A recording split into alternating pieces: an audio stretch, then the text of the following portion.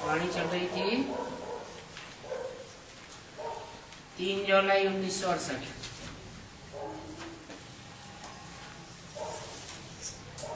दूसरे पेज के मध्य में बात चल रही थी,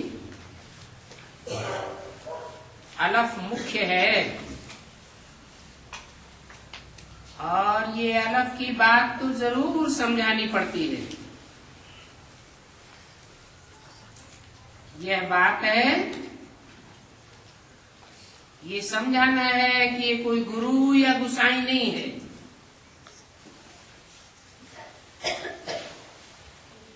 इसमें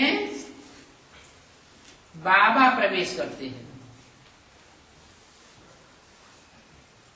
जिन्हें शिव बाबा कहा जाता है।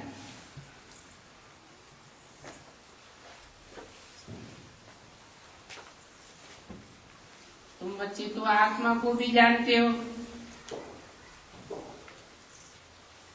और परम पाठधारी परमात्मा को भी जानते हो, और ये आत्मा ही एक ऐसी चीज है जो इन आंखों से देखी नहीं जाती है।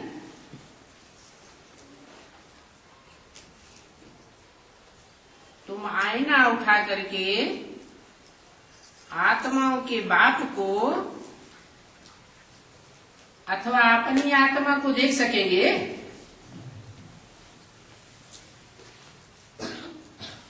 शरीर तो सारा देख सकते हो, परंतु आत्मा और बाप को नहीं देख सकते हो।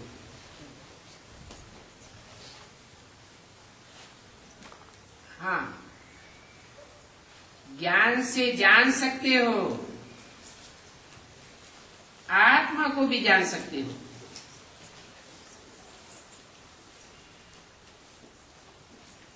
देखने वाली कौन है?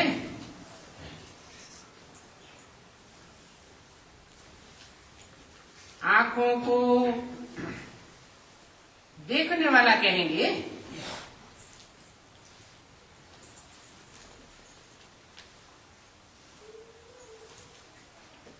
कोई भी इंद्रियां हो, नाक हो, कान हो,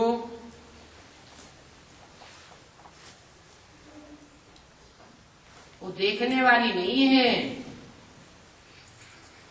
वो तो देखने के यंत्र हैं।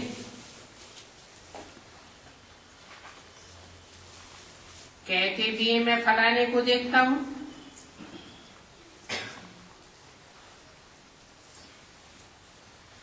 ये मेरी आंख है, मेरी नाक है, तो साबित होता है ये मेरा मेरा कहने वाला कौन है?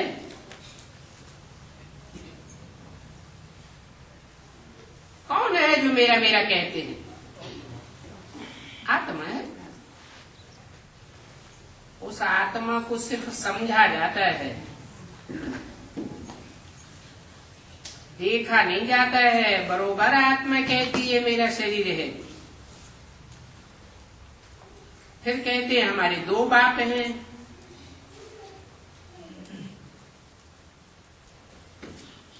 जिसको याद भी करते हैं, कहते हैं हे परमात्मा, हे ईश्वर।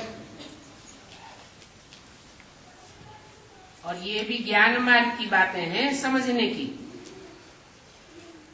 भक्ति मार्ग की तो बातें ही अलग है, वहां तो ये बातें होती ही नहीं है। आत्मा को नहीं समझते हैं तो आत्मा सो परमात्मा कह देते हैं।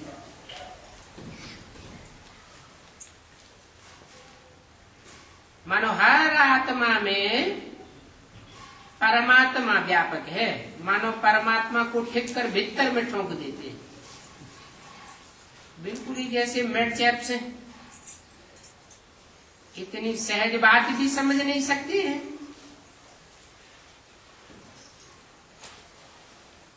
मैं आत्मा हूं, इस शरीर का मालिक हूं। मैं आत्मा ने इस शरीर में प्रवेश किया है और ये आत्मा ही कहती है मैं भ्रकुटी के बीच में रहता हूं, जहां आत्मा निवास करती है।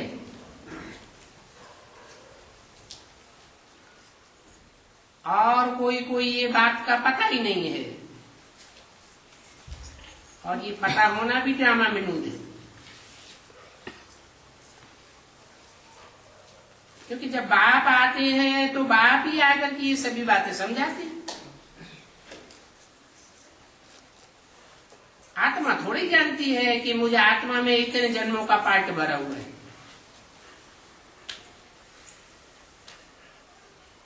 कोई भी आत्मा एक जन्म का पार्ट भी नहीं जानती। और भक्ति मार्ग में तो वो कह देते हैं घट घट में बरतता है। शरीर छोड़ते हैं फिर कोई क्या बनते हैं, कोई क्या बनते हैं। 84 लाख योनियों में आत्मा को ले जाते हैं। कितनी अनेक मतें हैं, ये तो समझते हैं। और बच्चे ही समझते हैं कि ऊंचे से ऊंचे भगवान है। उनके लिए ही गायन है तुम्हारी गतिमति तुम ही जानो।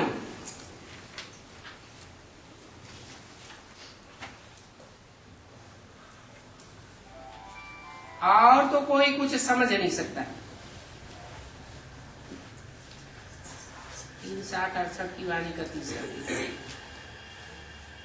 अभी बाप द्वारा तुम समझते हो हमने इतने जन्म लिए हैं।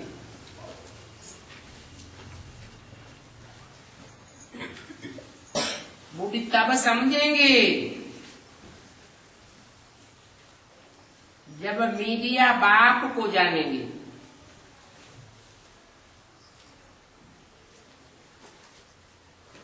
तुम्हारी आत्मा नहीं समझ सकती, और बाप तुमको 7 जन्मों का बैठ समझाते हैं, सारा हिसाब समझाते हैं। तुम थोड़ी जानते थे हम आत्मा कितने समय सुख में थे, फिर क्या हुआ, कुछ भी नहीं समझते थे। तो कोई जानवर बुद्धि ठहरे, वैसे बुद्धि कहें। बिल्कुल ही मूर्ख तबाही देखने में आते हैं। अभी तुम तो मनुष्य हो,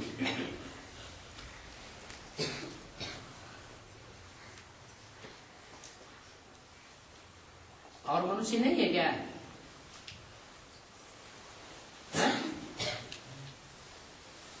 तुम ही मनुष्य हो और मनुष्य नहीं है क्या? है? वो मनु की औलाद है तो मनुष्य काहे के हुए? तुम्हारा तो बीच में मीडिया बन गया मनु ब्रह्मा। तो तुम सभी कुछ जानने वाले हो। और भक्ति मार्ग में कहते भी है मनुष्य जीवन सबसे दुर्लभ है।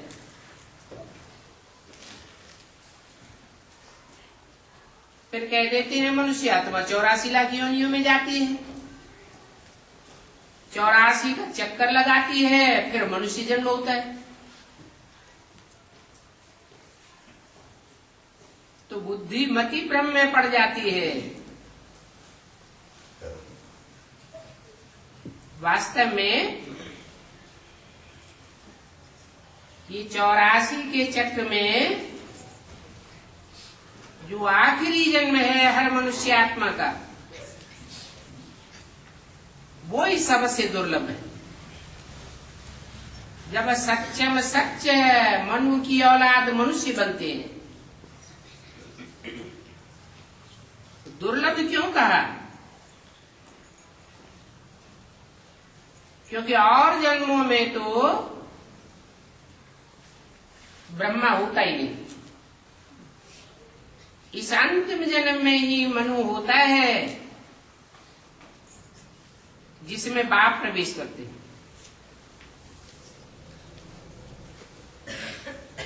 और इनमें ही मनुष्य जीवन मुक्ति को पा सकते हैं।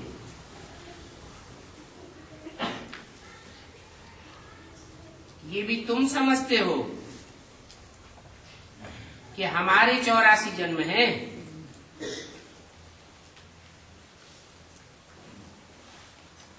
वो क्यों नहीं समझते?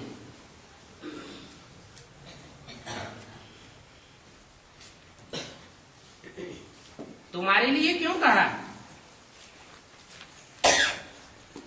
क्योंकि बाप जन के सन्मुख होते हैं वो ही समझदार बनते हैं और अपने 84 जन्मों को जान पाते हैं।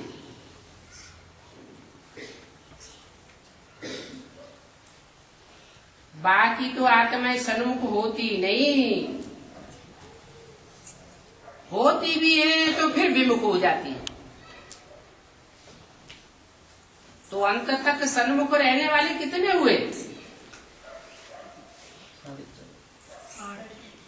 हम कौन हैं ये भी कोई मनुष्य नहीं जानते। आत्मा कोई 84 जन्मों का पार्ट मिला हुआ है तो तुम आत्मा कहेंगे कि हम आत्मा एक्टर्स हैं। इस विराट लीला में हमको अनादि पार्ट मिला हुआ है।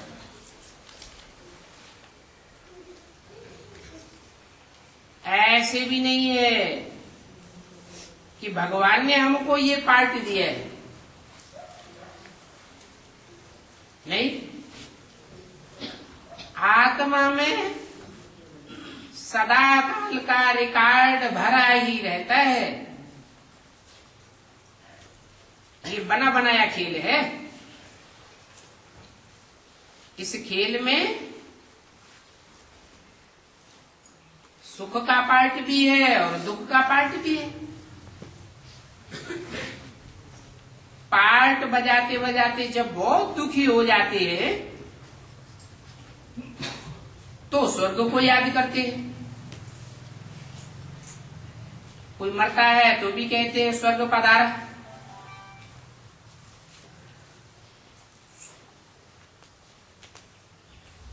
तो भक्ति मार्ग में ये झूठी बातें क्यों कहते हैं? स्वर्ग तो कोई पदार्थ नहीं। अरे स्वर्ग इस दुनिया में है ही कहां? क्यों कहते हैं स्वर्ग पधारा?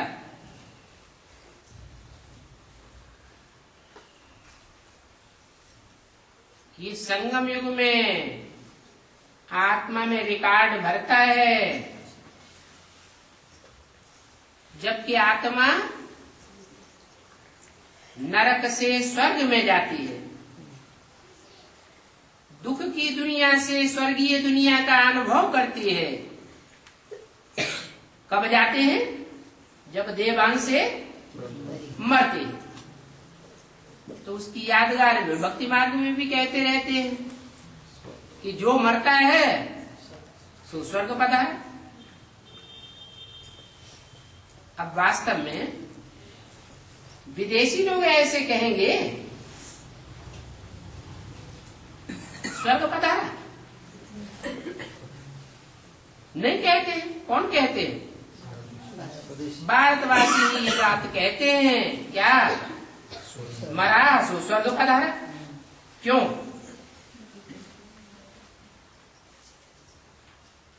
क्योंकि जो भारत की आत्माएं हैं असल, जो दूसरे दूसरे धर्म में कन्वर्ट भी होती हो, उनको ये अनुभव होता है देह अभिमान त्यागने का, देह अभिमान से मरने का। तो यहाँ अनुभव करते हैं तो भक्ति मार्ग में कहते हैं। सन्यासी भी ऐसे नहीं कहेंगे क्या स्वर्ग पता। वो क्या कहते हैं? ज्योति ज्योति ज्योति में समाया। अब ज्योति ज्योति में समाया, या तो कहेंगे ब्रह्म में लीन हो गया। एक बात कहना चाहिए ना, क्यों नहीं कहते हैं स्वर्ग पधारा?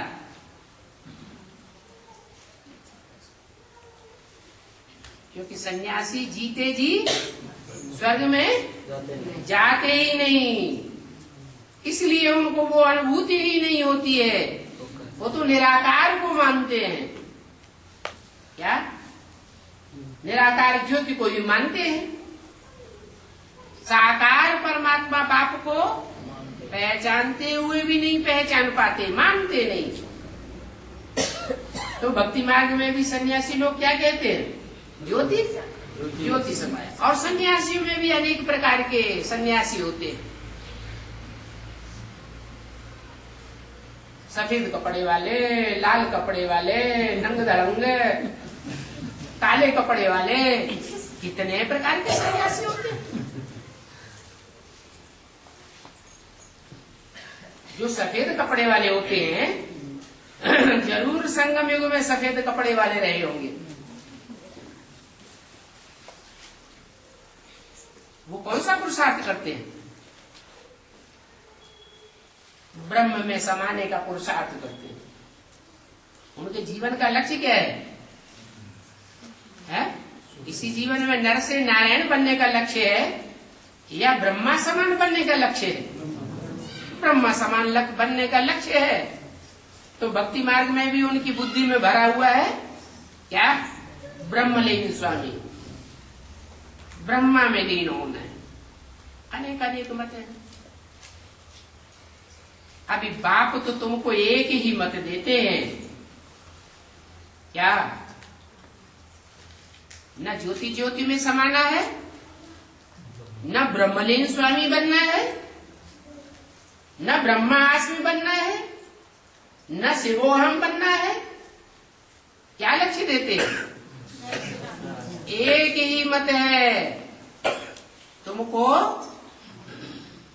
बाप समान बनना है। बाप क्या बनता है?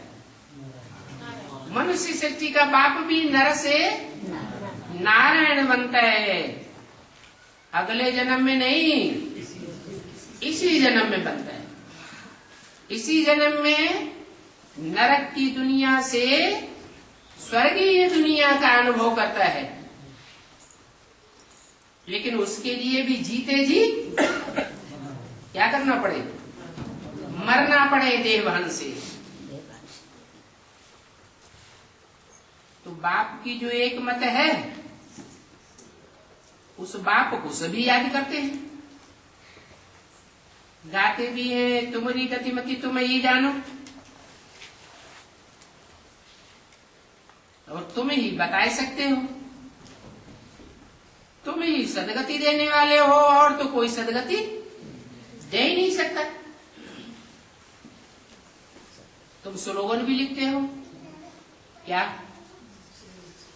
एक सदगुरु द्वारा सदगति, अनेक मनुष्य गुरुओं द्वारा दुर्गति।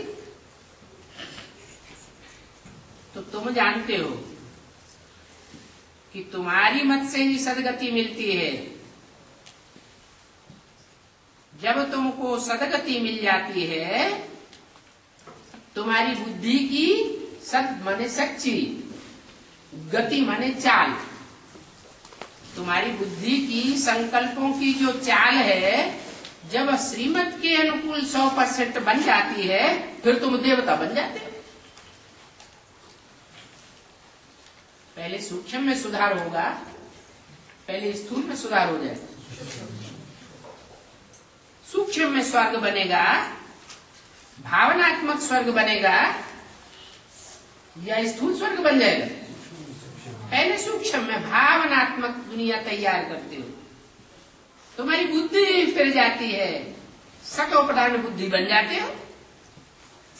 मनुष्यों को तो ये पता भी नहीं है कि भगवान आकर के कैसे देवता बनाते हैं।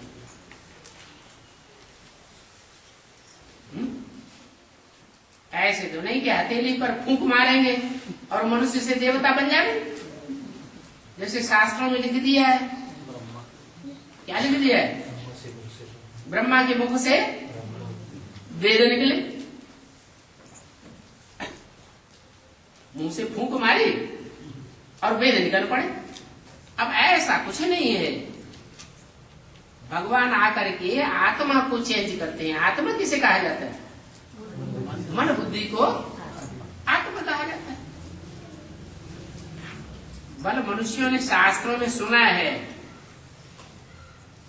कहते भी हैं मनुष्य से देवता की करत न लागी वार, परंतु फिर भी समझते नहीं। बाप जब खुद आकर के सुनाते हैं तब ही तुम समझते हैं। खुद आकर क्यों कहा? माने ब्रह्मा के द्वारा सुनाते हैं तब नहीं समझते हो। ब्रह्मा के द्वारा किस रूप में आते हैं? माँ के रूप में, तब नहीं समझते हो। बाप जब खुद बाप के रूप में आते हैं तब तुम समझ जाते हो। अभी तुम श्रीमत पर चलते हो, कोई भी आते हैं तो उनको पहले पहले यह बोलो कि हम ऊंचते ऊंच बाप की ऊंचते ऊंच मत पर हैं।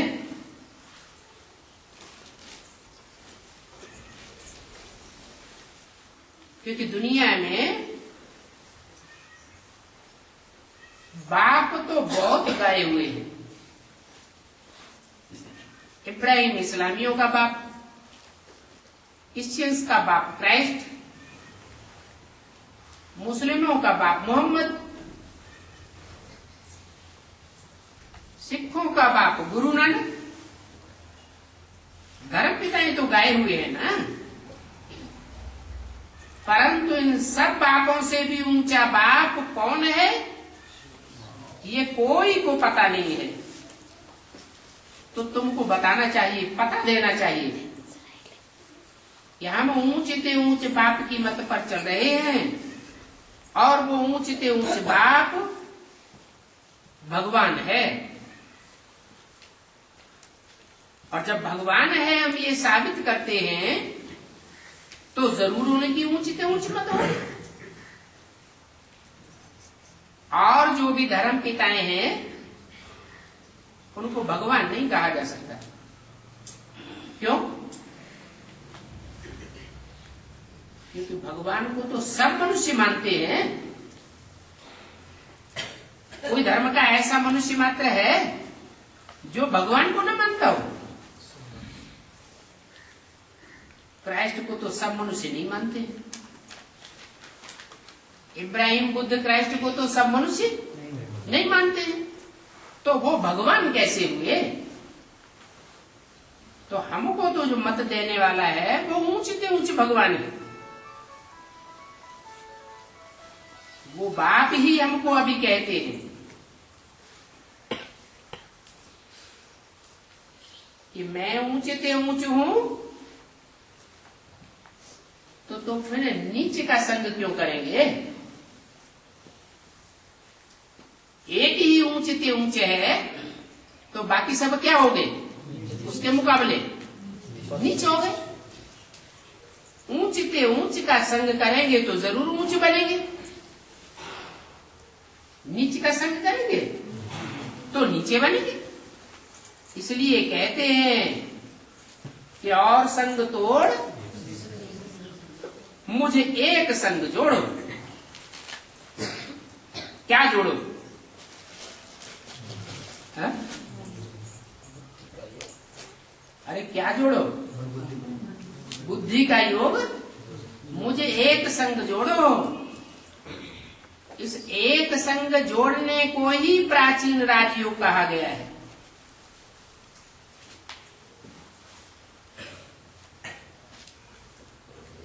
वो तो हठ योग सिखाते हैं, प्राणायाम सिखावेंगे, श्वास प्रश्वास की क्रियाएं सिखाते हैं, शरीर के आसन करना सिखावेंगे, उसको योग कह देते हैं। बाप कहते हैं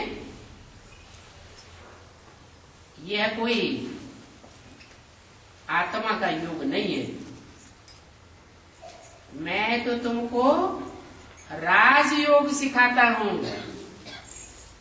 जिसमें तुम्हारी आत्मा रूपी मन बुद्धि पावरफुल बन जाती है संग के रंग से।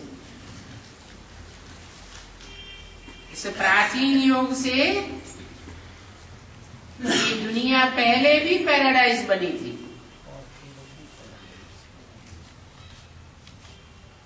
कैसे? बुद्धि योग बल से। बुद्धि इतनी तीखी और तीव्र और आप बेविचारी बन चुकी थी कि सारी दुनिया के वाइब्रेशन अब बेविचारी बन गई। नहीं तो कोई बताए कैसे बनी दुनिया? ऐसी दुनिया नरक से स्वर्ग की दुनिया कैसे बनी, वो कोई बता रहे? बता रहे कि मनुष्य से देवता कैसे बने? कोई बता सकेगा? नहीं बता सकता। बाप बताते हैं कि मैं आकर के जो ज्ञान सुनाता हूं उस ज्ञान से तुम्हारी आत्मा ही पावन बन जाती है, मन बुद्धि के वाइब्रेशन ही सुधर जाते हैं, और वाइब्रेशन सुधरने से दृष्टि सुधर जाती है, दृष्टि सुधरने से वृत्ति सुधरती है, वृत्ति वाइब्रेशन के परिवर्तन होने से जो भी उस वाइब्रेशन में आता है वो परिवर्तित हो जाता है। भक्ति मार्ग में कहते भी हैं, संघौ शक्ति कलौ युगे, कलयुग में संगठन की शक्ति सबसे ज्यादा काम करती है।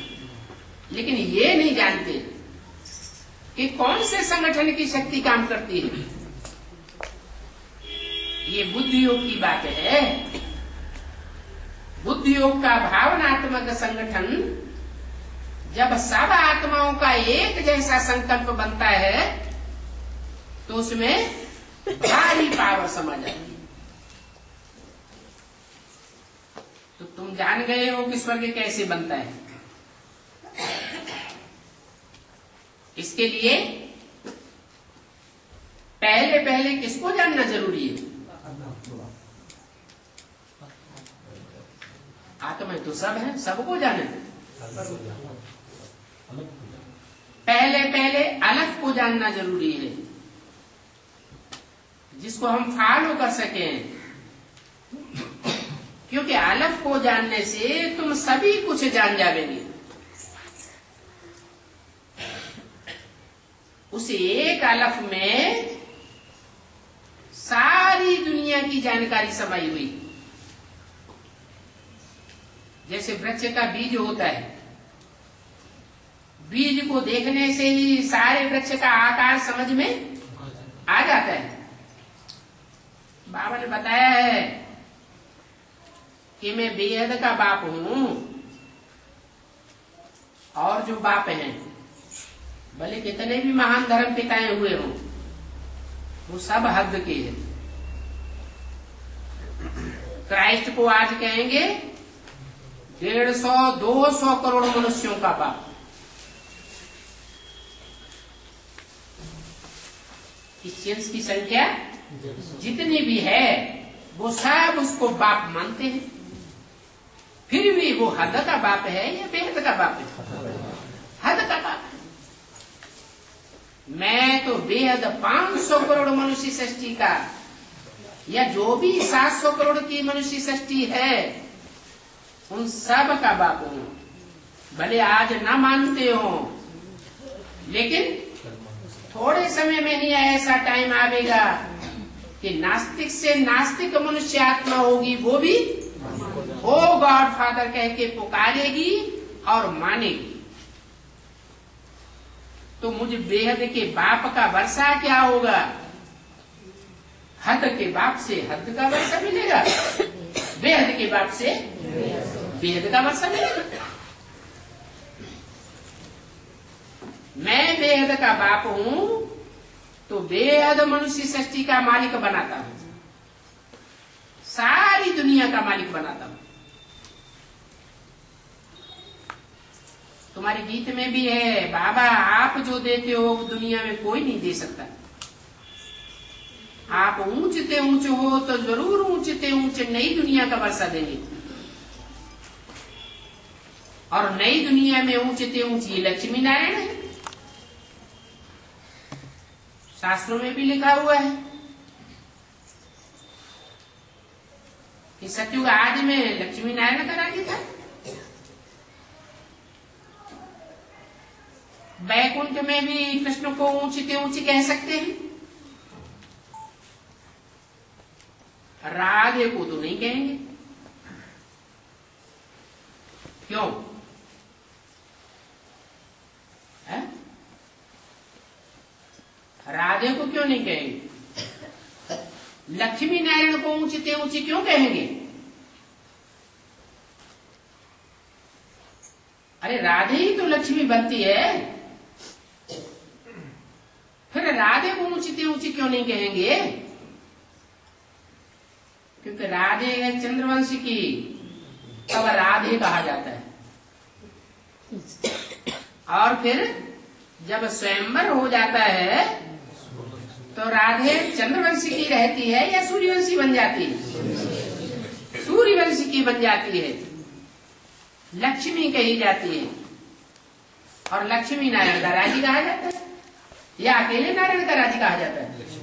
लक्ष्मी नारायण का राज्य है, प्रवृत्ति मार्ग का राज्य है। तो कृष्ण भी ऊंचते ऊंचे कह सकते हैं, नारायण भी ऊंचते ऊंचे ठहरे, क्योंकि जन्म भी पहले उनका होता है। किनका? नारायण का अथवा संगमयुगी कृष्ण का। राधे का तो पीछे होता है जन्म, माने प्रत्यक्षता रूपी जन्म। सबसे जास्ती बाप से कौन बिछुड़ा है? कौन सी आत्मा है जो सबसे जास्ती बाप से बिछुड़ी है?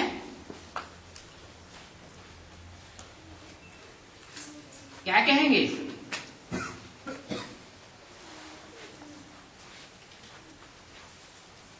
अभी भी शूटिंग पीरियड में तुम्हारा बुद्धि योग बाप के साथ जास्ती जुड़ा हुआ है या कृष्ण का जास्ती जुड़ा हुआ है? क्यों? है? क्योंकि तुम सन्मुख हो और कृष्ण की आत्मा सन्मुख नहीं है। दूसरी बात, कृष्ण की आत्मा अभी भी उसकी बुद्धि में गीता का भगवान कौन है ये नहीं बैठा है, और तुम्हारी बुद्धि में बैठ गई।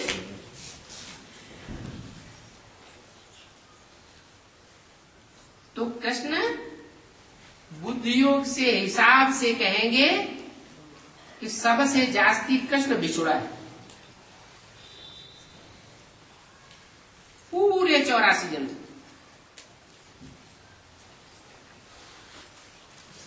कैसे? सतयुग की आदि में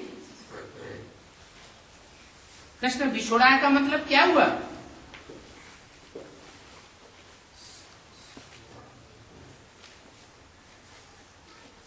संगम युग में तो एक ही मुकर्रर रथ होता है, जिसे संगम युगी कृष्ण भी कहे और संगम युगी नारायण भी कहे। बाप दादा कहा जाता है, कंबाइंड रूप है, तो बिछोड़ने की बात नहीं। जब संपन्न हो जाती हैं दोनों आत्माएं, फिर जब सतयुग में कृष्ण जन्म लेंगे तो बिछुड़ा हुआ कहेंगे या एक ही कहेंगे संस्कारों के आधार पर? है? बाप और बच्चे में भेद कहेंगे या नहीं कहेंगे? कुछ कहेंगे। फिर सतयुग में दूसरा जन्म लेंगे,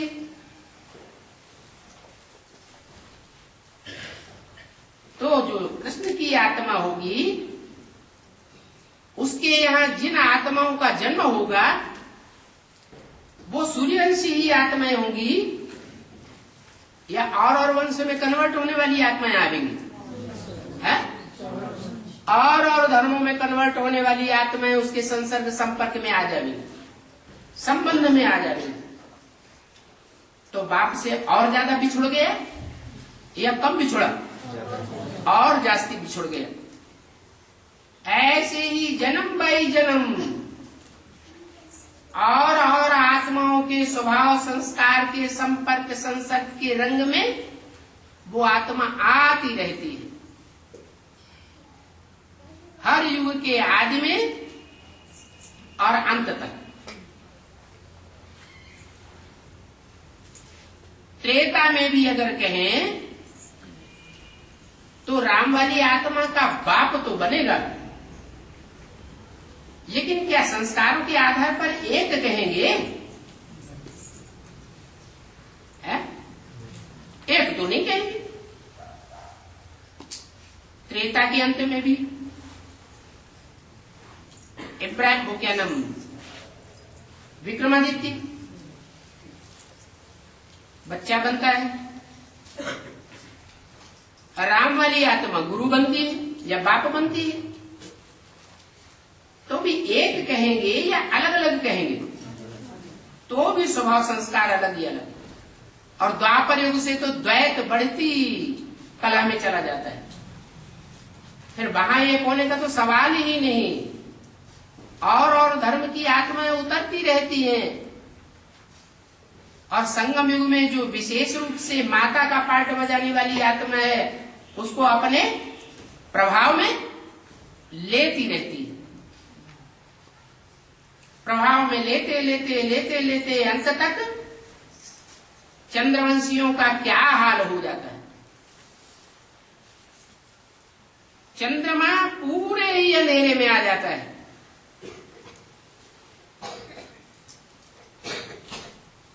तो बिछुड़ता रहता है या जुड़ता रहता है? बिछुड़ता ही रहता है। इसलिए बोला कि सबसे जास्ती बाप से कृष्ण ही बिछुड़ा है पूरा 84 जन्म। इसलिए कृष्ण को ही श्याम सुंदर कहते हैं, राम को श्याम सुंदर नहीं कहते हैं।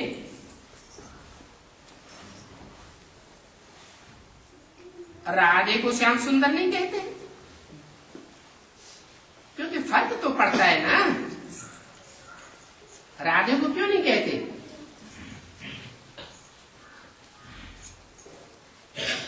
क्योंकि राधे तो संगम युग के फर्स्ट जन्म में भी चंद्रवंश में होती है, और राम वाली आत्मा तो है ही सूर्य।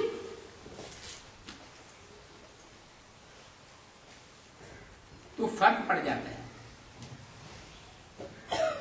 कृष्ण ही सबसे सुंदर के हैं, इसलिए कृष्ण की महिमा जास्ती है। झूले में भी सिर्फ कृष्ण को ही झुलाते हैं। झूले में झुलाने का मतलब क्या हुआ? नीचे ऊपर है, घड़ी में नीचे, घड़ी में ऊपर, घड़ी में दाएं, घड़ी में बाएं। अभी उस आत्मा का क्या हाल है?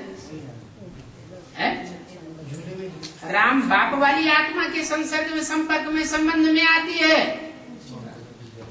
तो दूसरा रस बन जाता है, फिर वहां से बिछुड़ती है तो कहां प्रवेश करती है जाकर? तो वो ही अधूरे ब्राह्मण में प्रवेश करती है जो दूसरे धर्मों में कन्वर्ट होने वाले हैं। तो कृष्ण की आत्मा के लिए गायन है झूला झूलाने का। बाकी ऐसे कहेंगे कि जैसे बाप नंबर 1 वैसे नई दुनिया में कृष्ण भी नंबर 1, क्योंकि बाप का विरुद्ध है बच्चों को आप समान बनाना। तो कोई बच्चा तो आप समान बनेगा ना। तो कौन सा बच्चा बाप समान बनता है? वो तो बाप का ही पार्ट है, कृष्ण वाली आत्मा फिर है आगे। तो मीठे मीठे बच्चों को ये भी सभी नॉलेज बुद्धि में रहनी चाहिए, और ये नॉलेज भी बाप ही देते हैं। क्या ये भी बात पक्की करनी है कि नॉलेज देने वाला कौन है?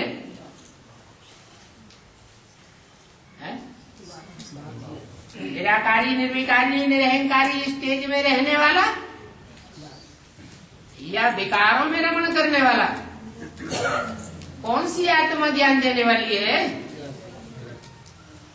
जो निराकारी बाप है वो ही बच्चों को ज्ञान देता है, कोई मनुष्य नहीं देता। राम वाली आत्मा को भी क्या कहेंगे? अभी क्या कहेंगे? मनुष्य कहेंगे या भगवान कहेंगे? है? मनुष्य कहेंगे। हाँ, ये कहेंगे कि मनुष्य में बाप नॉलेज देते हैं। क्या नॉलेज देने वाला आत्माओं का बाप है, जो मनुष्य तन में आकर के देता है। ये भी तुम सुनते रहते हो। तो तुम बच्चे जानते हो यहाँ बाबा बैठा है, तुमको बाप से नजर मिलानी है?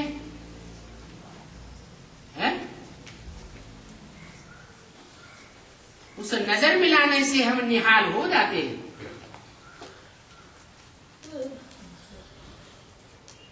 क्या कहा?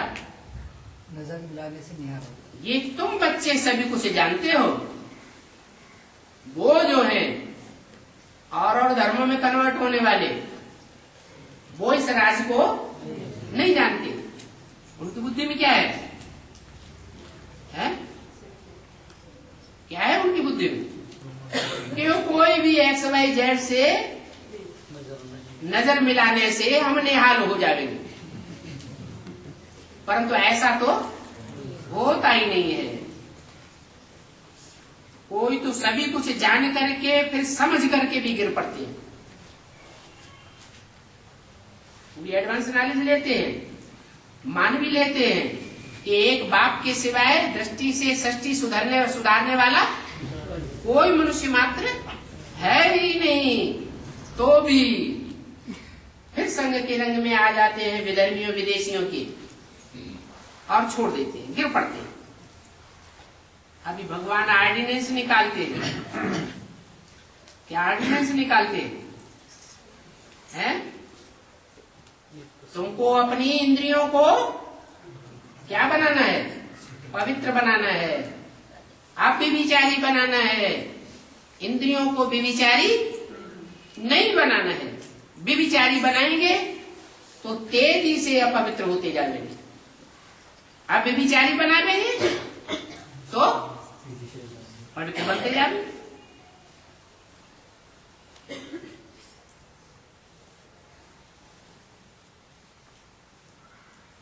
जैसे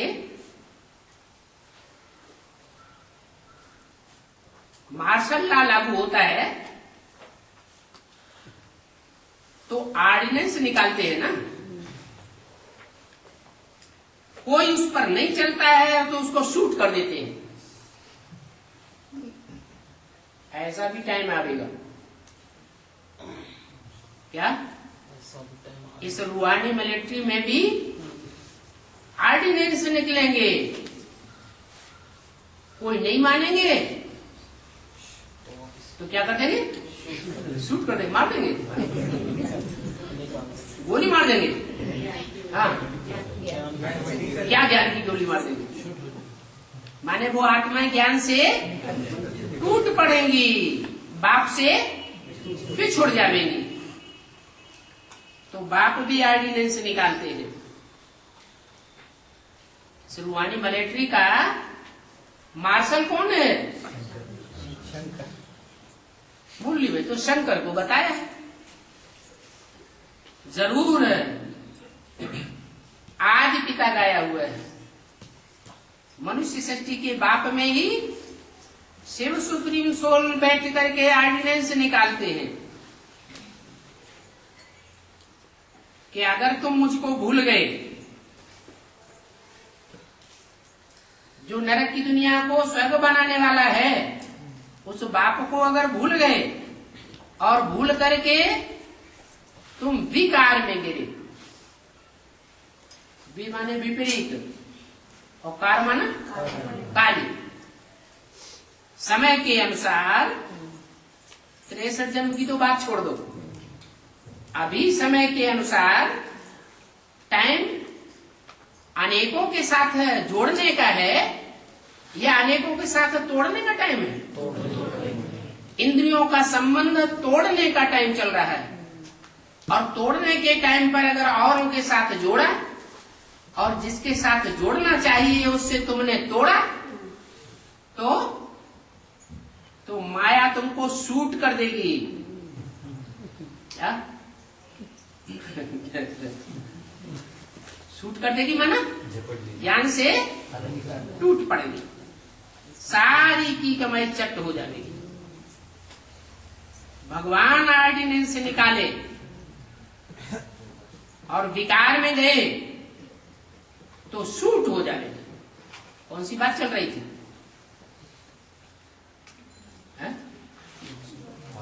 दृष्टि की बात चल रही थी। क्या दृष्टि की बात चल रही थी?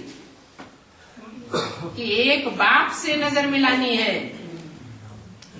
नजर जब इतनी सूक्ष्म बात, वो भी एक बाप के साथ संग जोड़ना है, तो और इंद्रियां तो स्थूल हैं, उनका या उनके संग के रंग में आने की बात तो बहुत बड़ी बात हो जाती है। ये समझने की बातें हैं। बाप बार बार कहते हैं, बच्चे काम को जीतने से तुम जगत जीत बन जाओगे। दृष्टि से भी काम बेकार होता है क्या? होता है? नहीं होता?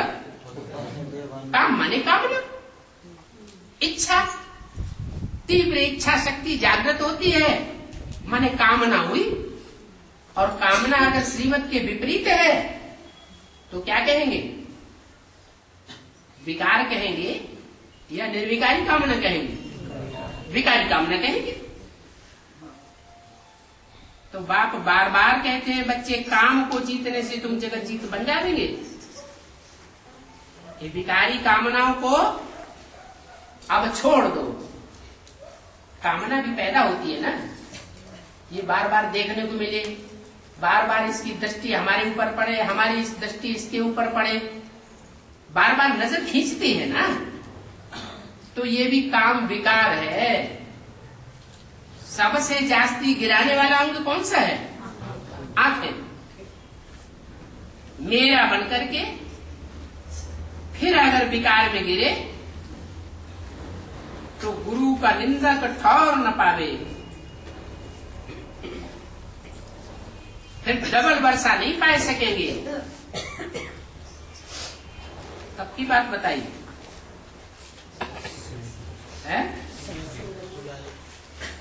ऑर्डिनेंस निकालने की बात कही ना, और ऑर्डिनेंस कब निकाले जाते हैं? जब मार्शल लॉ लागू होता है तो ऑर्डिनेंस निकाले जाते हैं। उस समय की बात बताई तो अभी तो फ्री है, फ्री तो है, लेकिन अभी अभ्यास बन रहा है इंद्रियों का। लंबे समय का जो पुरुषार्थ है वही अंत समय में काम आवेगा। अगर अभी ऐसा कोई अभ्यास डाल लिया तो अंत समय में वही अभ्यास हमको अड़चन डाल देगा और हमको फाइनल परीक्षा में पास नहीं होने देगा। तो डबल वर्षा पाए नहीं सकेंगे, बहुत कड़ी चोट खा लेंगे। फिर उनकी जैसे कि टांग इस तरफ से उस तरफ हो जाती है। ब्राह्मणों की दुनिया से, नई दुनिया से उनकी बुद्धि रूपी लाते फिर जाते हैं, एकदम उल्टे बन जाते हैं, फिर हठ योग आदि करने लग पड़ते हैं। वो भी उल्टे लटकते हैं ना। कौन?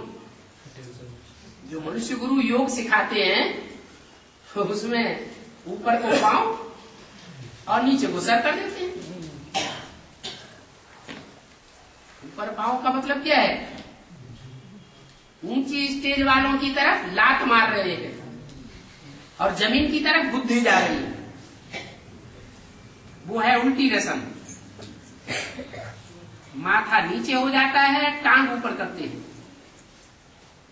दिखलाई देते हैं कि टांग भगवान की तरफ है और सिर नीचे की ओर है। टांग क्यों कहते हैं?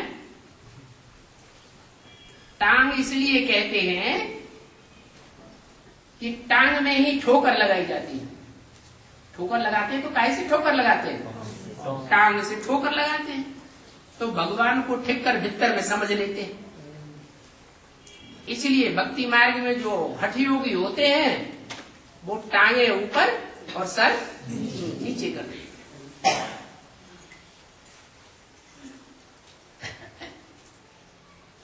3 जुलाई 68 की वाणी का चौथा पेज। आप बताओ, ऊपर कौन रहता है और नीचे पाताल में कौन रहता है?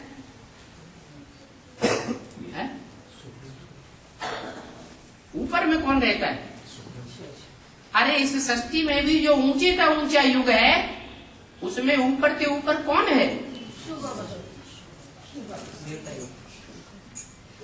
ये सृष्टि 4 युगों की है और 4 युगों में ऊंचे का ऊंचे युग है संगम युग, और संगम युग में ऊंचे से ऊंचा कौन है?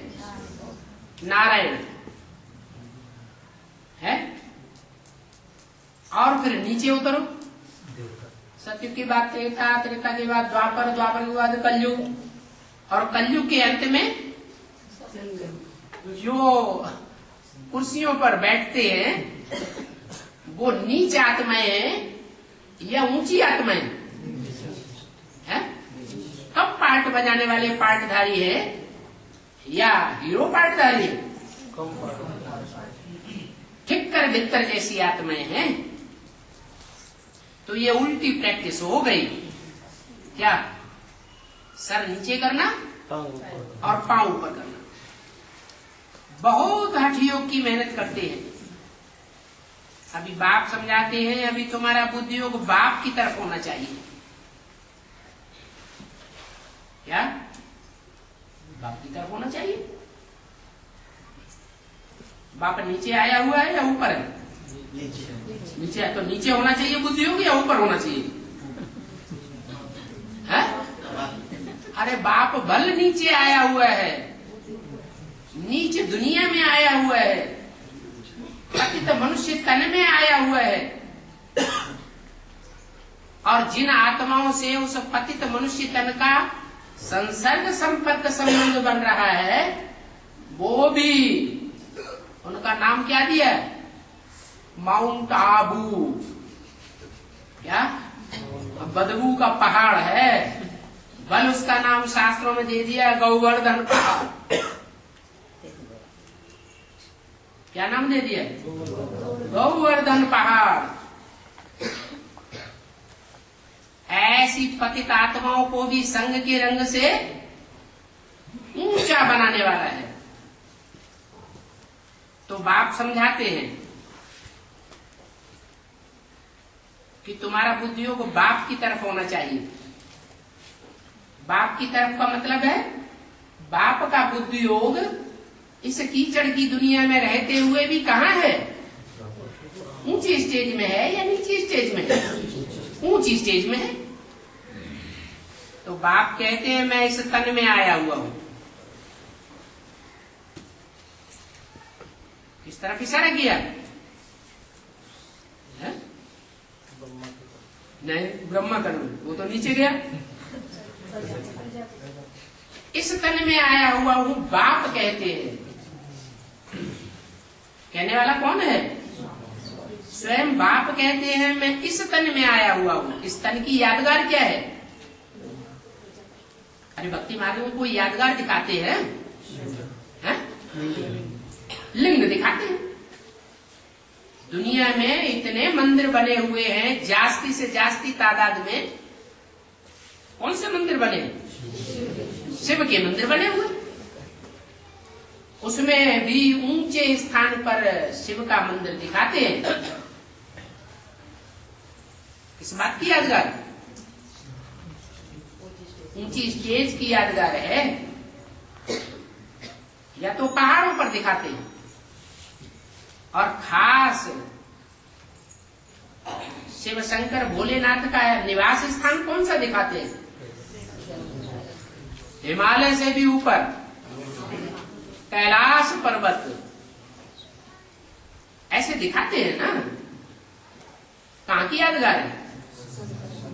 बुद्धि योग से ऊपर रहता है, या जब संगम युग में षष्ठी पर आता है तो कैलाश पहाड़ पर बैठता है?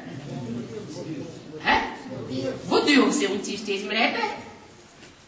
तो तुम्हारा भी बुद्धि योग बाप की तरफ होना चाहिए। बाप कहते हैं मैं इस तन में आता हूं, फिर चला जाता हूं, आता हूं तुम्हारी मदद करने के लिए।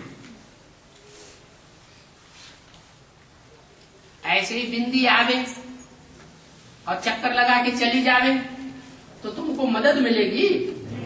नहीं मिलेगी। ऐसे नहीं कि लोन लिया है तो कोई सारा समय बैठने के लिए बांधा हुआ हूं। नहीं, मैं जहां चाहे वहां जा सकता हूं। इस तन में होते हुए भी मैं कोई बंधन में नहीं हूं।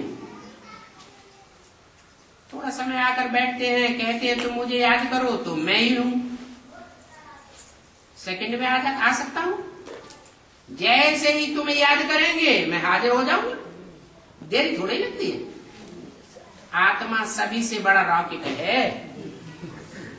क्या? आने जाने के जो भी साधन है उनमें सबसे तीखा कौन है? आत्मा।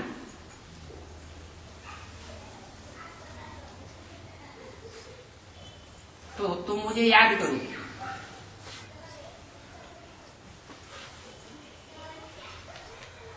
अगर जिस तन में आता हूं वो नहीं है तो ये बाबा भी नहीं समझा सकते।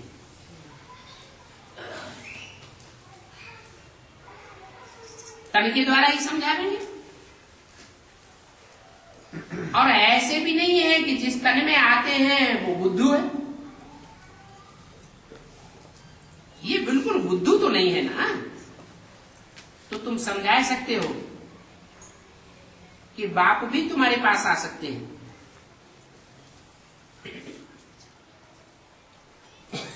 क्या ब्रह्मा के लिए ऐसे कहेंगे कि सब बच्चों के पास आ सकते हैं? नहीं। बाप तुम बच्चों के पास आ सकते हैं, तुम फील भी करते हो। आज बाबा ने हमारे सन्मुख आकर मुरली चलाई, ये भी अनुभव करते हो कि जब तुम सर्विस पर निकलते हो तो भी बाप आकर के तुम्हें मदद करते हैं।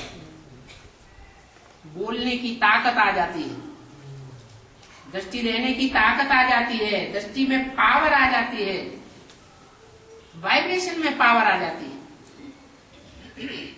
तो बाप बच्चों का इस समय सभी प्रकार से मददगार बनते हैं। सभी याद करते हैं तो क्या बाबा मदद नहीं करेंगे? बाप तो मालिक है ना। कहते हैं मैं बच्चों में भी आ सकता हूं। क्या कहा? ऐसे नहीं कि बच्चों में आता नहीं हूं। अगर आता नहीं हूं तो रुद्रमाला किसकी यादगार है? रुद्रमाला में जो रुद्राक्ष के मणके होते हैं उनमें मुख बने हुए हैं। वो मुख किस बात की यादगार है? मुख लेने की यादगार है। हाँ, उनमें कोई मणका ऐसा है जिसमें सिर्फ बाप ही प्रवेश करता है और आत्माएं प्रवेश नहीं करती हैं। वो एक मुख का मणका होता है, बिरला मान देखने में आता है। और मणके ऐसे नहीं होते हैं, उनमें दूसरी दूसरी आत्माएं भी प्रवेश करती है। तो मैं बच्चों में आता हूं, बाकी तो वह सब शूद्र संप्रदाय हैं, उनमें आकर के क्या करूंगा? किनमें जो रुद्रमाला के मणके नहीं है, मैं उनमें प्रवेश नहीं करता। उन बच्चों में तो ज्ञान की बात ही नहीं। किन बच्चों में? तुम में तो ज्ञान है बाप का दिया हुआ, उनमें तो बाप का ज्ञान ही नहीं। बाकी बच्चों में क्यों नहीं आवेगी? बच्चों की इज्जत आबरू सब कुछ रखती है। मैं आकर बच्चों की सेवा में उपस्थित होता हूँ, बच्चों को कितना बुलबुल बनाता हूँ, सारी दुनिया की सेवा करता हूँ। बच्चे भी सारी दुनिया की सेवा करते हैं। सब हिसाब किताब चुप कर मुक्तिधाम में चले जाते हैं। वहां दुख का नाम निशान नहीं रहता। तो अभी स्वीट होम की याद तुम बच्चों को आती है? यहाँ तो बहुत किचड़ा भरा। ये सारी दुनिया विनाश हो जाएगी और दिन प्रतिदिन तुम इस बात को समझते जाएंगे कि अब दुनिया विनाश के कगार पर खड़ी है, कि विनाश अभी आया कि आया। कितने मनुष्य हैं, कितने धर्म हैं, सत्युग में तो एक ही धर्म होता है, तो जरूर चक्कर फिरेगा, फिर तुम सत्युग में आवेंगे। परंतु ये छोटी सी बात भी किसी की बुद्धि में नहीं आती है। तुम समझाते हो तो कह देते हैं ये तो तुम्हारी कल्पना है। ऐसी दुनिया कभी होती नहीं जहां सुख ही सुख हो, दुख हो ही नहीं।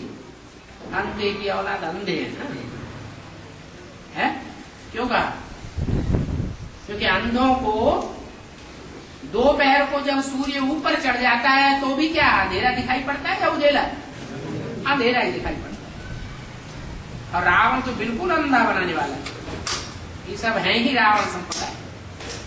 अभी बाप कहते हैं मैं सभी को पावन बनाकर ले जाऊंगा, इसमें संशय की तो कोई बात ही नहीं है।